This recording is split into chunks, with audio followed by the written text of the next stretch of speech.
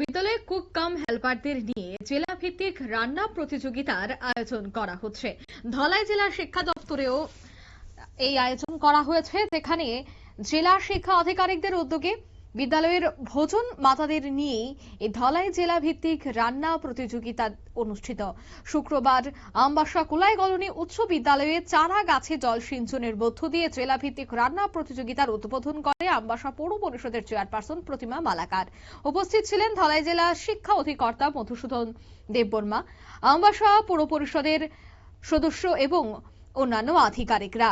এদিন ধলাই জেলার 17টি বিদ্যালয় থেকে ভোজন মাতারা এই প্রতিযোগিতায় অংশগ্রহণ করেন। 17 জন প্রতিযোগীদের মধ্যে বিচারকদের রায়ে চন্দ্রমোহন পাড়া ইংলিশ মিডিয়াম স্কুল প্রথম হয়েছে, হালাহালি দ্বাদশ শ্রেণী বিদ্যালয় দ্বিতীয় হয়েছে এবং মাইনামা জেবি স্কুল তৃতীয় হয়েছে। তাদের রাজ্য স্তরে রান্না প্রতিযোগিতার জন্য পাঠানো হবে এবং উপস্থিত অতিথিরা প্রথম, দ্বিতীয় এবং তৃতীয় সহ 17টি বিদ্যালয়ের ভোজনমাতাদের হাতে সার্টিফিকেট এবং পুরস্কার তুলে দেন। কি উঠে আসছে বিস্তারিত শোনাবো।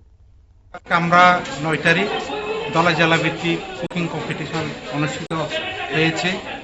এখানে আমরা ব্লক লেভেল, সিআরসি লেভেল তথা বিআরসি লেভেল তথা ব্লক সাব ডিভিশন লেভেল এবং আজকে আমরা জেলা ভিত্তিক ডিস্ট্রিক্ট লেভেল আমরা কুকিং কম্পিটিশন করছি। আজকে আমাদের মোট 17টা স্কুল কম্পিটিশন করেছে। তো এখান থেকে তাদেরকে বাছাই করা হবে ফার্স্ট, সেকেন্ড, থার্ড এবং তারা স্টেট লেভেলে চলে যাবে।